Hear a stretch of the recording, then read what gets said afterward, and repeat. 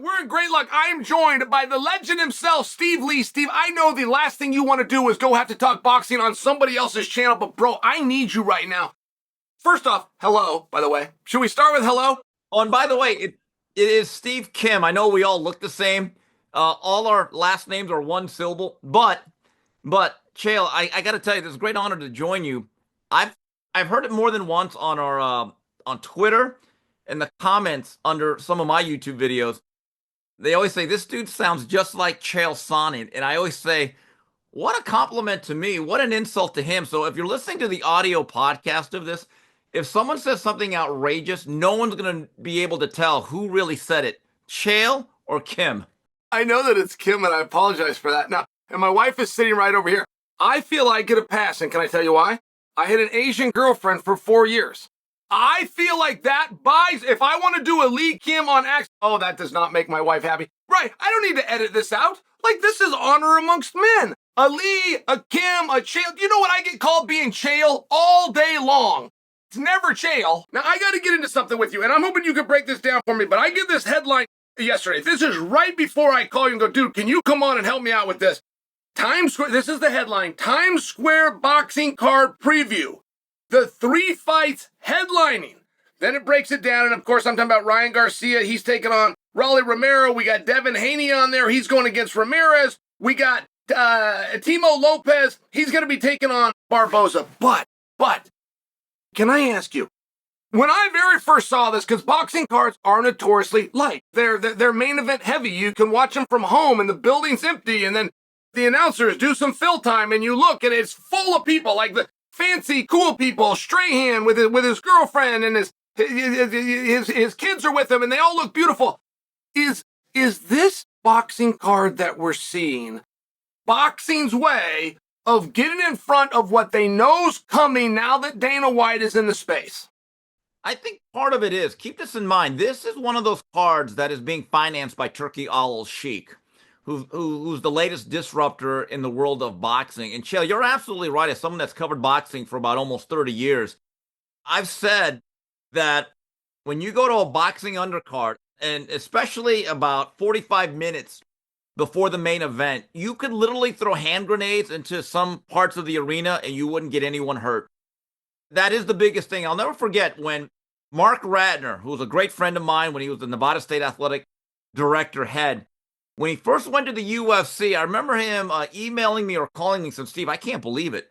We did a show in Toronto, my first one with the UFC, and when the doors opened, there was a line out the door, out the block. And by the first bout, 2/3 of that venue was filled. And it's something that's so unlike boxing. Here's the reality to most boxing cards. Most of them are Cowboys versus Indians. And the red corner is always going to beat the blue corner. It's a series of house fights. And that's why I never really accuse any fights of being fixed. The matchmaking is so one-sided, you kind of know, given the associations of who's the house fighter, who's with the promoter, who's managed by this guy, that one side of the bout sheet will never lose to the other side. These are basically predetermined results based on matchmaking. Turki Al-Sheikh is changing the paradigm in a sense that he's financing these really good fight cards with recognizable names, and he wants at least a modicum of some sort of competitiveness throughout his card. That is interesting that you say that. When I look at this card, it's the kind of thing that would piss off an MMA fan. And let me tell you why. We would all like to see Devin Haney versus Ryan Garcia, obviously. And if you have the ability to get them in the same building on the same night, doing the same thing, God damn it, get them doing it against each other. And that is a mistake that Dana White would never make. Though if he put these guys on the same card, they're going to be doing it against each other no matter what they have to say. And boxing hasn't quite yet found that way where there's one voice in the room and I'm just bringing to you, like, as a boxing analysis, because I am looking at these odds, bro. It's the very second thing I saw. And they are squash matches. I mean, if you wanted to get any return on your money, you got to parlay it or even do it 3 times. Or you got to start calling the way, finish in the 9th round with a left hook. These aren't even close fights. What is that going to do for attendance? What is that going to do with the audience? Doesn't matter in boxing. In this particular card, it does not. Turki Al-Sheikh has put on a lot of cards that I would best describe as loss leaders financially. And this particular card, they're not actually selling tickets. They're just going to let people kind of hover around the ring. There's a VIP area, and a special couple hundred people get that Willy Wonka golden ticket, and they get to sit close to it. And you're right. This fight card has a lot of familiar names to hardcore boxing fans. And I talked to a gambler that specifically makes his money putting odds and making wagers on the UFC mostly and boxing. And I said to him, off the record, are you picking any of the underdogs on Friday night next week, May 2nd? He said, not a chance. I said, absolutely not. This is A versus B, and one side of the ledger is going to probably win every single round of this night. Now, Chael, to your commentary on boxing, you're right. I think the problem with boxing is too much of the power has been placed into the fighters and the manager's hands. Now, human nature takes over. If there's not a Dana White or centralized organization that says, hold on, we're not letting you do 95-5 matches. We need to have something closer to 50-50. And you're not going to get guaranteed contracts based on whoever you fight. Like there's a minimum. So human nature says that if I'm a fighter and I get $2 million per fight, no matter who I fight, Chael, there's never been anyone that says, hey, I want to do harder work for less money. It just does not work that way. The other thing is I believe the exploitation of tune-up fights has hurt boxing. And it's kind of like the chicken or the egg. Well, I need a tune-up fight because I only fight once every 9 months. Well, my argument would be as a boxing consumer, well, if you're only going to fight once or twice a year, both of those fights have better be meaningful. And that's where I think the paradigm shift is going to be the most challenging for Dana White as he gets into boxing is how do you get the fighters to be more active? And how do you get more of those fighters to be in quote unquote real fights on a consistent basis? So you chopped me off at the knees on something because an argument I was going to make to you was how are you going to sell tickets to an event where you got the right guys in the wrong places? But now you're telling me they're not even selling tickets. And there was a wrestling event that was done in Times Square. It was called Beat the Streets, and a big money guy, one of the first guys to discover something called Bitcoin, man named Novogratz, jumped in and he funds the whole thing. He didn't sell any tickets. To your point, he'd get out some VIPs and bring his friends in. But in the world of wrestling, this was as big as it gets. They even held the final wrestle-off for our Olympic team there. It sounds like they're kind of doing something like that in Times Square with boxing, and that does change things. If you're not selling tickets, it does change the onus that is on you to bring us the right fight. I can't be mad at that. Right, and Turki Al-Sheikh has basically, in the last, I'd say, year and a half, 2 years, disrupted the market because he came with a heavy bag of money, right? And fights that otherwise would not have been able to be financed, at least in America, namely Tyson Fury against Alexander Usyk, Artur Beterbiev, Dmitry Bivol. But the trade-off is we're going to put these fights in Saudi Arabia as we begin our attempts to turn that part of the world into a vacation or a resort destination. Okay, that's been done before. Muhammad Ali, most of his historic fights, or a lot of them, were held in other countries that basically wanted to go out there and help their tourism or change the narrative of their country. The Rumble in the Jungle, the Thrill in Manila. I mean, those fights were financed by governments who wanted people to come to their country and spend money and grab a few headlines. But I have been told, Chael, that in the last several cards, let's say the last 6 to 8 months, there has been a bit of a market correction in terms of what Turki Al-Sheikh and his organization is willing to pay. At one point, the money was incredibly exorbitant. Now it's just very, very good. I believe in due time, especially if Dana White gets his way, there will be more economic sanity that reigns, and that basically, I'm not going to call this the dot-com bust of the 2000s, but it'll be similar in a sense that it'll be like this stock that started off incredibly high, and then there's a regression to the mean as reality sets in. And I've already seen a little bit of that. I've never met Al-Sheikh, but I've done some stuff with him. And, he took over Ring Magazine, just for example. And every experience is pleasant. And everybody that I talk to that has anything to do with him only has these pleasant things. But I will tell you, as an outsider, I watched, they teased him. I mean, in many parts, I remember Tank Davis saying something about, and he just put it out there about, I needed a Bugatti. And that was the first time that Al-Sheikh barked back. He said, if you want a Bugatti, go down to the Bugatti store and buy one. And that was kind of the day where Al-Sheikh was letting you know, hey, I've now come up to speed that I'm treating you guys a little better than you're used to, and I'm not a fool here. I was trying to be nice. But if you're going to tease me for it, we'll do things more in line. So I love the example you said where it was exorbitant, now it's just really good. And eventually it's going to come down more to a market value, but it has to. To have a sustainability, it has to come down a little bit. Some of those numbers were just simply too much. Well, Chael, not only that, eventually this is a business. The greatest line I ever heard about business, the boxing industry, was from Jay Larkin, the late great head of Showtime Sports. And he said, Stevie, I want to tell you something. He goes, boxing is business dressed up as a sport. It is a series of transactions in the guise of a boxing match or a fight where everybody involved tries to make money. Now, this is interesting. Dana White said one of the things that absolutely enraged a lot of boxing fans and a lot of people in the business, and I completely agree with them. Boxing treats every one of its big events like a going out of sale clearance event. It does. There's no investment into the future. And let me give you an example, Chael. All these events that I've gone to in Las Vegas, it came at the expense that no longer is Philadelphia, New York, LA, Miami, Chicago, all these great markets that used to host regular boxing back 40, 50 years ago, because the promoters wanted the safety net of a license or a site fee, and they got all the rooms comped, all the meals comped. Here's what happened. You eroded multiple markets in America. So basically, when people are outraged that all these fights are going to Saudi Arabia, I just say, guys, this is no different than fights in Atlantic City that used to go to Philadelphia all the time. See, nothing ever hits rock bottom quickly. It doesn't. It's what I call the erosion. And boxing's erosion really started not 5 years ago or even 2 years ago with Turki Al-Sheikh supposedly disrupting the market.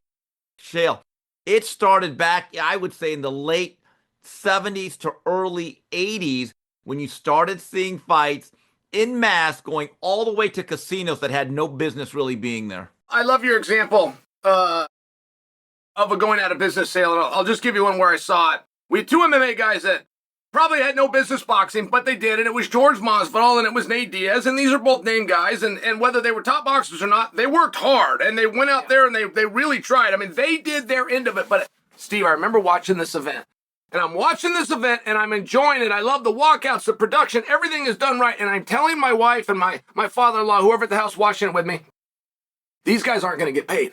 And they're asking me why. How would you know that it's a full house? You don't know how many people bought the pay-per-view. And I said, because this pay-per-view is not being used as a commercial for the next pay-per-view. The mere fact that this promoter does not know what he's going to do next. He doesn't have a date, a venue, and on-sale tickets. He doesn't have cameos. He doesn't have guys in the audience. He doesn't have a storyline building. That's how I know he's treating this event as a one-night event. And anybody that does that, it doesn't have legs. It doesn't have sustainability. Chael, think about this, and I've noticed this long time ago. If you look at the history of boxing, there's always like these catchy names for the promotions: La Revancha, Bad Blood, Revenge of the Rematches, the Thriller in Manila. They're like movies, right? And a lot of boxing fans say, "Hey, man, the Thriller in Manila, I got to watch that again," right? The UFC and Dana White and the Fertittas basically said, "No, we're doing UFC 1, 2, then 50, then 75 to 100." In other words, like the NFL. They say the Shield. Nothing is bigger than the Shield. Nothing is bigger, including a fighter, than those three letters. And so it's an interesting thing about, in my view, in boxing, the tail in the name of big name fighters, they can leverage their position and importance to be bigger than the game. But in the UFC, because they have been disciplined in their approach, nothing is bigger than the brand. Which turned out to be such a brilliant move. It's one of the many things that Dana White does not get credit for. There was a time where they teased him for it. There was a time where they lobbied Congress and tried to get an ear to say that it was inappropriate, and they brought in the Ali Act, and Congress gave that a really good look, and they realized, man, this guy is able to do business at a faster rate, sign more checks to more people. Let's let him go and do his thing over here. I love that you mentioned that, and I do wonder if that's going to be something under the new guide of Dana and Al-Sheikh. It's going to be very tough how all those guys work together, particularly when Al-Sheikh stayed in business with Eddie Hearn and even remains a good relationship with De La Hoya. I don't know how that's going to sit with Dana ultimately. I have a feeling he's going to want to be the boxing guy. Well, I'll say one thing about Turki Al-Sheikh. He's brought together more people than the Camp David Accord. Honestly, he has. Look, what I noticed about most disruptors in boxing, when they come into the business, I'm going to save boxing. By 3 years, they're like, get me the hell out of here. They don't understand how treacherous this business is. The one thing Al-Sheikh has done better than anybody, and it is because he has a big war chest of money, he's brought more people together, more promoters together for co-promotions, and to make fights that otherwise would not be feasible or a reality. The other thing that boxing has an issue with, and me and Mario Lopez on the 3 knockdown rule, we talk about this a lot, and Mario is an avid UFC fan, and he says it all the time.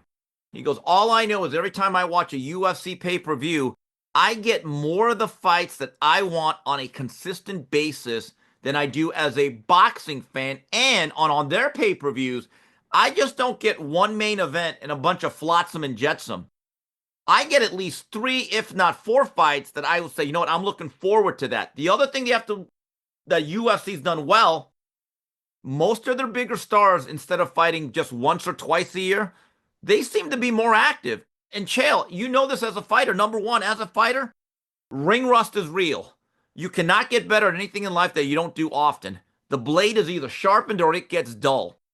Boxers suffer from 2 things. Number one, they're always inactive, so they're always a little bit rusty. And number 2, I can't promote anything that I only see once every 10 months. Card subject to change. You talk about putting multiple fights on, like Mario said, multiple fights I want to see. Card subject to change, but card subject to change, particularly for a new promotion, will put you out of business. If you lose a headlining act, and that has always been something that has saved the UFC a time or two, where they have lost a fight. As good as they are at keeping them together, they have lost them, but because they've got 3 and 4 other matches that have been promised and advertised and they were put on the poster and whatnot, it seems to allow business to go a little bit more smooth when you do run into those rocky moments. Chael, let me just say this. If you go to a restaurant and you're there at a steakhouse and they run out of steak, you're leaving that steakhouse. You're not going there. So basically, the menu for boxing is so heavy on the main course. It's the steak and a bunch of stale salad leading into it. The calamari's all soggy. Okay, the soup is all cold. But to a UFC fan, when they do a good solid card, you're getting steak throughout the night. It's pretty much a main course for at least 3 or 4 fights, so there's more depth. So one fighter, if he does not make weight in boxing, can put a chokehold on that whole card. The UFC, that risk is much more mitigated from what I've noticed. All right, I got 2 questions for you. I'm going to name drop here, but I was at WrestleMania over the weekend. I happened to get sat next to Bud Crawford, who, by the way, this guy was the real deal, man. He got like 5 kids crawling all over him. They needed popcorn. He was the one that got it. There was no nanny. It was actually quite cool to see. But I did shoulder tap and say, excuse me, I'm a fan, and can you give me a little bit of scoop? He says that he's fighting Canelo. He says that's not scoop. He says the word is out, but I didn't hear it. In fact, I did hear it, but I heard that was taken back. Is Bud Crawford versus Canelo on, or is he trolling me? No, it's on. It is absolutely on. By the way, if he brought 5 kids, he only brought about half his family. I guess, I don't know what they're half were. Man, they were everywhere. These guys were everywhere crawling. He didn't get to watch a single match. I actually respected it. By the way, his older kids, very good grapplers. Very good wrestlers. They have a background in combat sports. I think some of them might even go into college to do that. But that fight, from what I understand, will be promoted under the TKO Promotions umbrella. So I think that might be Dana White's first big card. And my understanding is it'll be in the 2nd weekend of September. So, Chael, that is absolutely a done deal. Can Bud beat him? Is he big enough to beat this man? You know, size matters, as they say, and it really matters when the other guy is good. Canelo Alvarez might be slower, may not be the athlete, but keep this in mind. He's the super middleweight champion. Bud, I thought, had a really tough time in his 154-pound debut last summer against Israel Madrimov. And I just kept thinking to myself, if he really couldn't dominate Madrimov and he could never really hurt him, how's he going to be able to dent the armor of a guy that's been in there with the likes of Gennady Golovkin and actually was a light heavyweight champion and went quality rounds with Sergey Kovalev, and then he got beat bad by Bivol? I think size matters, but this is the case for Bud. Movement, speed, and reflexes. Those are the things that I think are going to carry him early in the fight. I do have some doubts. Can he sustain that for 36 full minutes? Sure. Excellent point. And my final question to you, to go back to this Times Squares event, it sounds like you're not predicting any upsets, that it's going to go by the book here. Can I ask you this? Have we, the audience, at least been promised that coming out the backside of this, as everything goes as planned, we will get Garcia back in there? Is that going to happen? Yes. Well, see, this is the art form of matchmaking and boxing promoting, is to create a mirage that leads to another mirage to make more money. That's really the art form of promoting. And see, this card is like that really mediocre movie, but you watch it anyway because it has Tom Cruise and a bunch of other actors that you kind of know and that you've seen before. But you kind of look back at the movie and you're like, wow, I'm never watching that again. This is a prelude card. In other words, it leads to something else. There's one fight on that card on the top of the bill that I think has a shot to be competitive to a certain degree. That's Teofimo Lopez against Arnold Barboza. The other two fights, keep this in mind, that fight last year underperformed on pay-per-view because of the behavior of Ryan Garcia. The American public said, we don't know if this guy's going to actually show up.